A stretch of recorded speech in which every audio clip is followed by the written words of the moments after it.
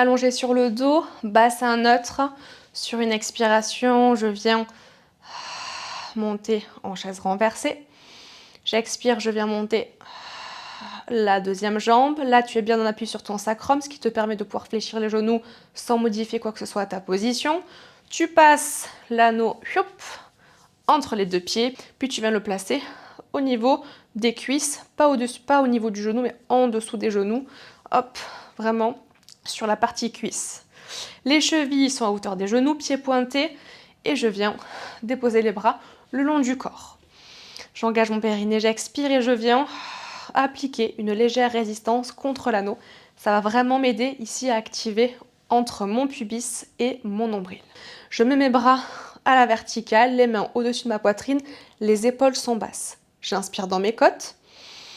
Et sur l'expire, tu viens descendre les bras tendus, les épaules éloignées des oreilles. Donc si ça va pas plus bas que ça, c'est pas grave. J'inspire et je ramène.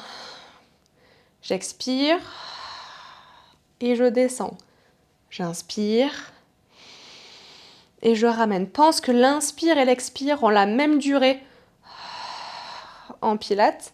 Donc tu dois vraiment y aller tout doucement sur la descente et tout doucement sur la remontée. Ok ? T'expires et puis t'inspires. On peut avoir une variante où la respiration, on sera sur plutôt une inspire à la descente et une expire à la remontée. Ça ne change rien au niveau de ta posture, c'est juste qu'au niveau des sensations, quand tu étires, tu viendras inspirer dans ta côte, ce sera possiblement plus facile. Et quand tu expires, tu ramènes.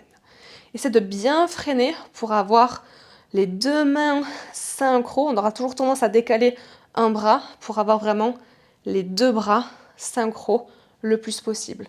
Bien entendu, le ventre ne pousse jamais. Les genoux sont toujours au-dessus de la hanche, les chevilles à la hauteur du genou. Si ce mouvement est bien fait, crois-moi bien, il n'y a pas besoin d'avoir des options plus dures pour vraiment bien sentir ses abdos. Si tu as besoin d'une option plus dure encore pour ressentir ta hanche et tout ça, c'est que possiblement tu peux encore mettre un peu plus d'intensité. Ici, on est vraiment sur un niveau d'exercice qui est quand même assez charnière. C'est-à-dire que cet exercice-là, même si tu commences à pratiquer depuis un moment, il doit te sembler challengeant.